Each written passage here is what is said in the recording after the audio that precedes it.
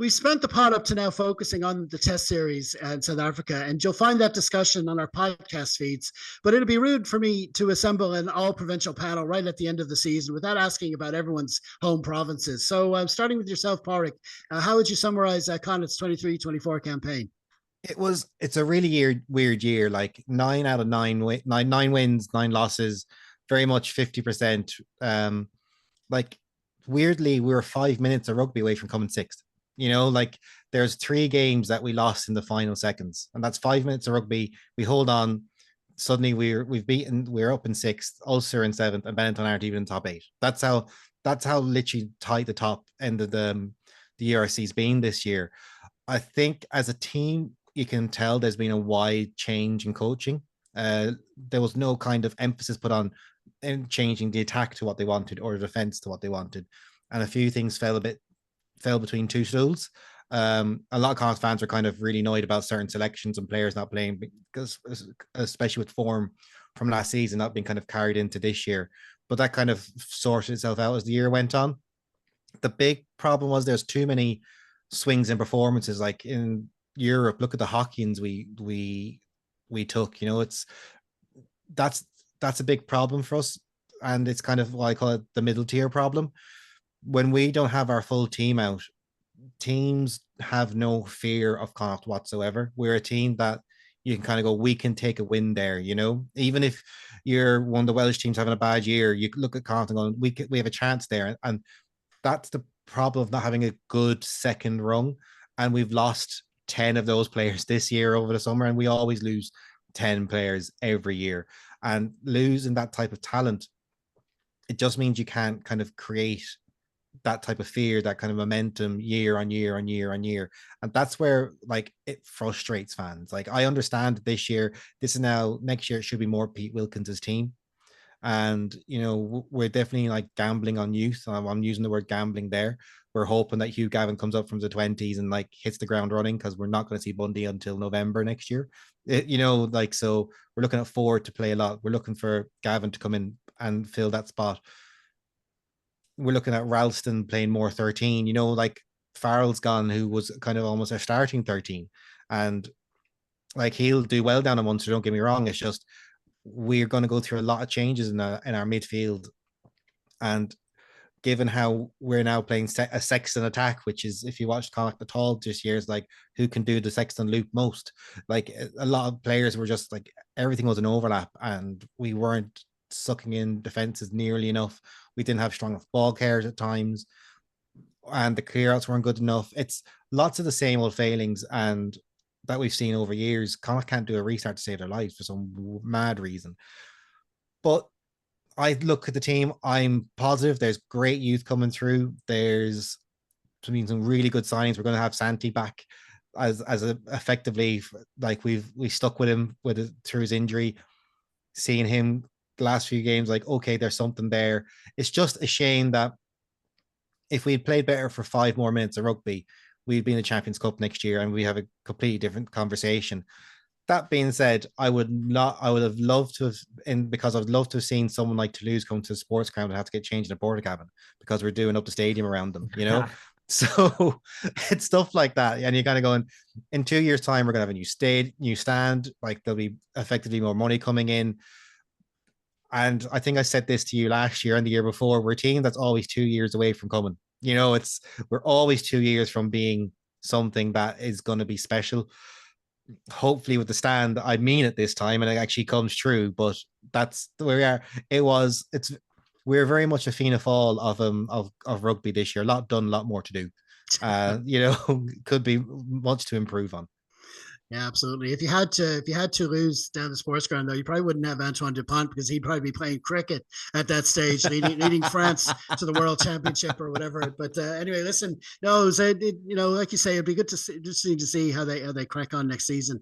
Okay, on to yourself, Michelle.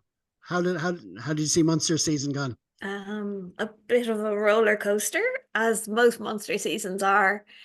It was. On New Year's Day, we were in 11th position in the URC, and on the 1st of June, we finished top of the URC, having lost fewer games than every other team in the league. which is fantastic. We put together an incredible run of form in the URC. Some young players came good, but what we had was the worst injury crisis I have ever seen in all of my years of watching rugby. There was weekends where out of our squad, we had 23, 25 players injured. And the problem with that was when you have your internationals that are away, and then the player who's supposed to be backing them up at home gets injured, you're having to dig so deep. And there are players that we thought we would have had as backup that spent an awful lot of the season injured.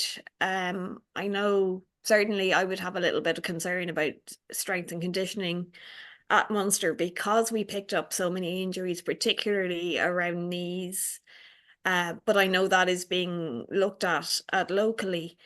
And then when you add on top of it, I'll never forget the Northampton round of 16, watching the players that were out on the pitch. We were down players because we were injured, but there was guys, whatever gastro bug was going around, there was guys literally vomiting on the pitch before the start of the match at half time, and then playing beyond their physical capabilities. They gave everything they had and more, and it was just heartbreaking to look at having to put players through that because we were so decimated, particularly in the second row. That is why Tobin played so many minutes. We didn't want Tobin playing so many minutes, but we didn't have the guys to rotate in. And it wasn't just in the second row. In several positions, we flogged players this season because there was no alternative if we were to put a 23 out. The Glasgow match was heartbreaking, but I remember Tobin had a great game, but I remember looking at him down on the pitch in front of me and seeing the Tobin that I saw on the Stade de France during the New Zealand game. He was tired. He gives his all every time, but there's only so much that he has to give. And it just struck me. I was back in the Stade de France and I was looking down at him and going, he did, we've had to do, because of injuries, we've been unable to rotate players, whereas Andy Farrell not rotating players, it's Andy Farrell being Andy Farrell.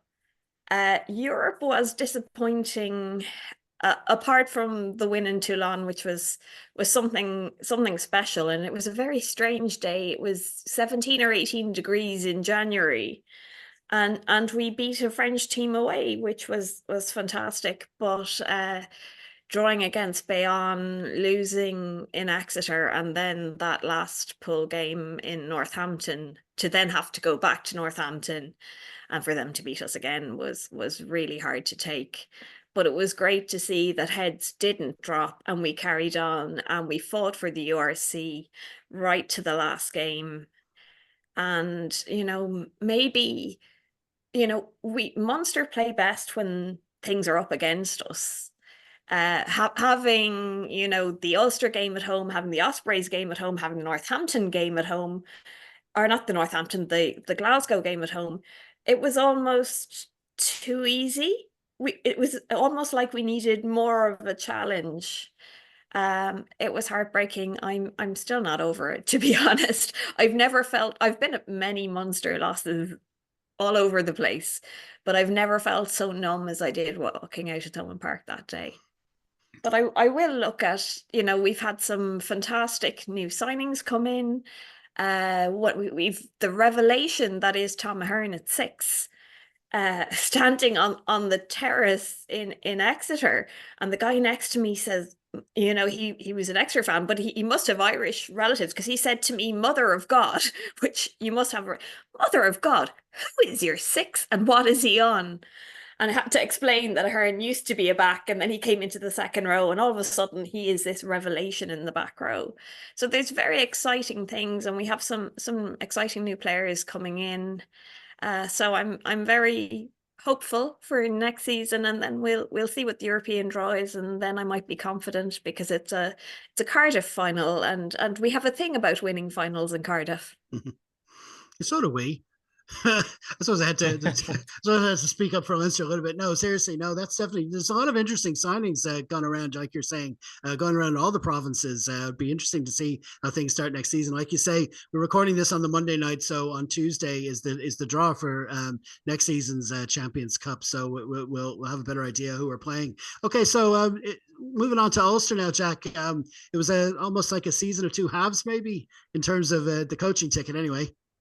Oh yeah, definitely. Just on that last point, I mean, we'd like to win some finals as well. I'm sure Padraig probably agrees with me, but actually, you've won more recently than us, so I can't even. We're at the bottom of the food chain here anyway. No, yeah, I was thinking about this before when you sent us some notes, and I was thinking, like, what's the best way to describe Ulster season?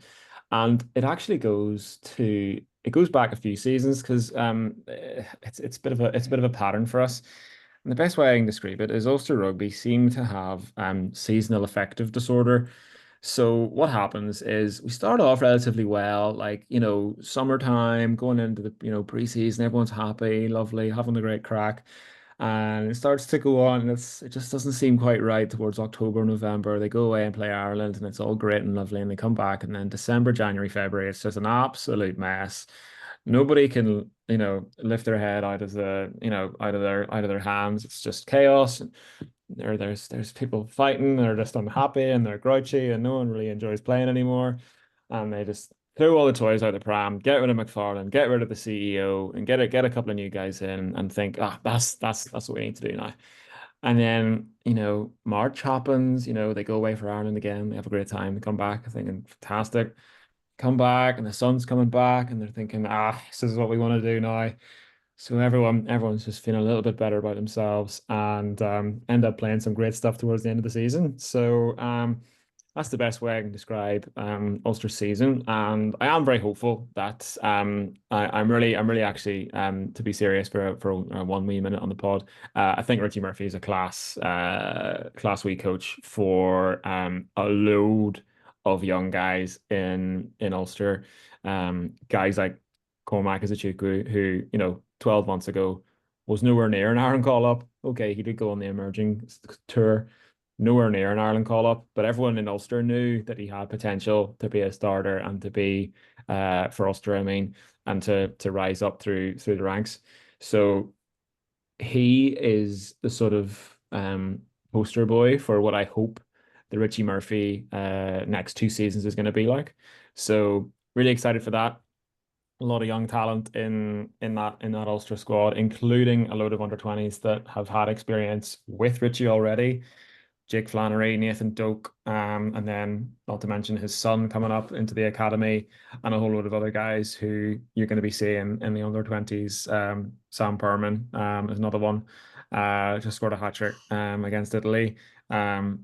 There's a load of talent in that squad, and it just takes hopefully the right man, which I hope is Richie Murphy, to just get them humming again, because Ulster could really threaten if they just get a few little things right. But I think Richie should be the right man for the job. So we're not shooting for the stars next year by any means, but I'm definitely looking forward to the Richie Murphy era, that's for sure.